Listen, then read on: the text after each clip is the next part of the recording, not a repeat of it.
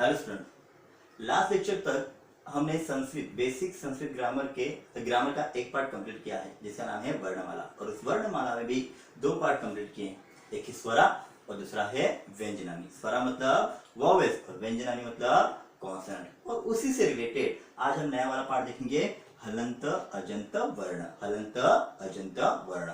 अभी आपके दिमाग में क्वेश्चन आएगा कि ये हलंत अजंत वर्ण क्या होते हैं, किस तरीके से होते हैं।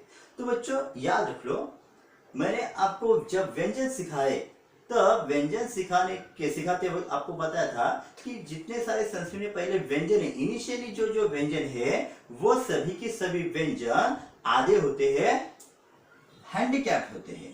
तो यहाँ पे एक वर्ण लिखा है मैंने क, ये आधा है।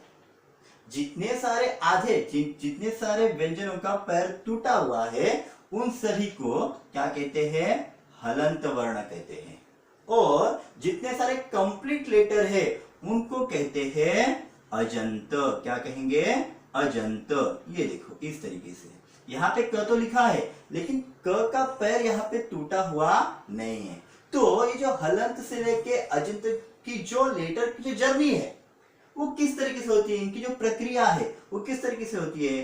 तो यहाँ पे सबसे इंपॉर्टेंट चीज यही है, हलंत शब्द का हलंत लेटर का अजंत लेटर बनाने की एक ही क्रिया है कि भाई उसमें स्वर ऐड करो। क्या ऐड करना है, स्वर ऐड करना है, वॉवेल ऐड करना है। मतलब यहाँ पे हलंत क है, क आधा है, उसमें मैंने स्वर अ ज्वाइन किया तो बना क, कंप्लीट क बना। तो इस तरीके से इनका फॉर्मेशन होता है। अभी क प्लस आ अगर मैं लिखता हूं तो बनेगा का। उसके बाद क प्लस ह्रस्व ई बनेगा की, ह्रस्व की।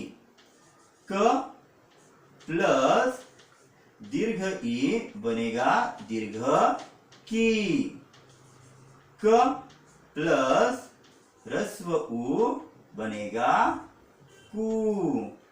और क प्लस दीर्घ कु बनेगा कु।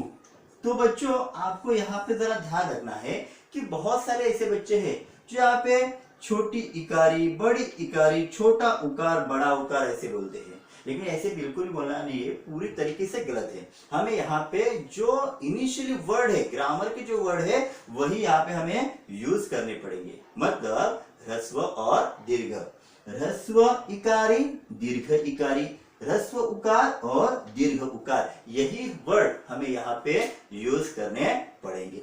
फिर उसके बाद है क प्लस ए बनता है के। क प्लस आई इससे बनता है कई। क प्लस ओ बनेगा को। क प्लस औ ये बनेगा कौ। क प्लस ये बनेगा कम। और क प्लस आहा बनेगा कहा। तो यार बच्चों यहाँ पे जरा ध्यान दे दो कि ये जो यहाँ पे अनुस्वर आया है और यहाँ पे दो एक विसर्ग आया है, इनको संस्कृत में स्वराशित कहते हैं, जो मैंने आपको पहले भी बता के रखे हैं।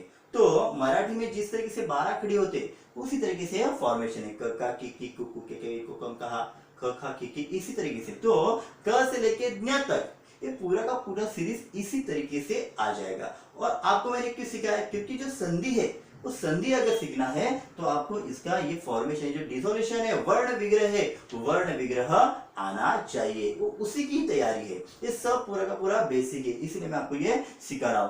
तो जो अजंत शब्द है वो अजंत शब्द कैसे बनते हैं, हलंत शब्द, हलंत लेटर, हलंत वर्ण मतलब ही व्यंजन प्लस एक स्वर, कोई भी स्वर, उसके साथ ही क्या बनेगा, अजंत वर्ण बनेगा। याद रख लो, क से लेके ज्ञ तक इनकी जो सीरीज है वो सीरीज सेम टू सेम रहेगी। अभी इसके बाद हम देखते हैं संयुक्त वर्ण। क्या देखेंगे, संयुक्त वर्ण। अभी ये संयुक्त वर्ण कैसे बनते हैं, बनाते हैं।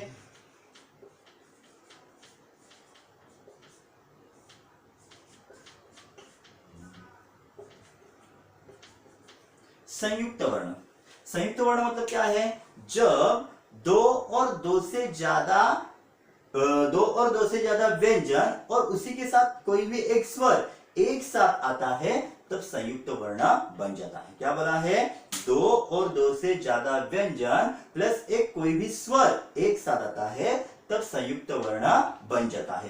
तो यहां पर मैं आपको लिख के दे रहा हूं क्र, यही पहले क्र।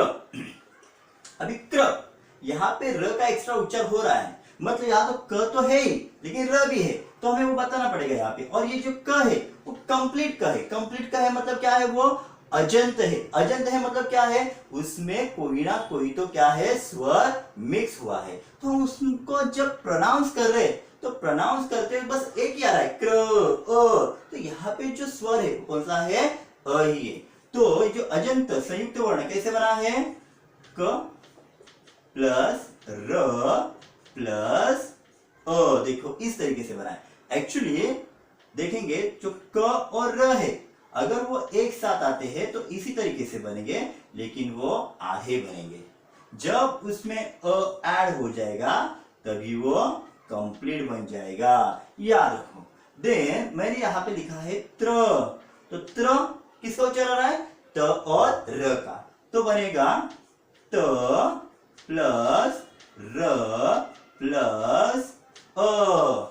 फिर उसके बाद त्रिणी, त्रिणी का त्रि, बरोबर। तो त्रि कैसे बनेगा, यहाँ पे मैंने दीर्घ त्रि लिखा है, तो दीर्घ त्रि मतलब त प्लस र प्लस दीर्घ वाली इकारी, तो यहाँ पे बनेगा वो त्रि। तो ये संयुक्त वर्ण का फॉर्मेशन है। तो संयुक्त वर्ण का फॉर्मेशन किस तरीके से बनेगा, दो और दो से ज्यादा व्यंजन उसी के साथ कोई भी एक स्वर, इनकी सहायता से ये संयुक्त वर्ण बनता है। तो बच्चों आपको ये जो हलंत और अजंत वर्ण है वो आपको अच्छी तरीके से याद रखने हैं। संयुक्त वर्ण है, संयुक्त वर्ण का उच्चार भी आपको समझना है। अगर उसका उच्चार समझ में आ गया तो उसका जो विग्रह है वो विग्रह भी आप इजी तरीके से कर सकते हो। ठीक है, तो बच्चों अगर आज का ये लेक्चर, आज का ये वीडियो अगर आपको पसंद आया होगा तो प्लीज इस वीडियो को लाइक करो, सब्सक्राइब करो और आपके फ्रेंड्स को शेयर भी करो। धन्यवाद।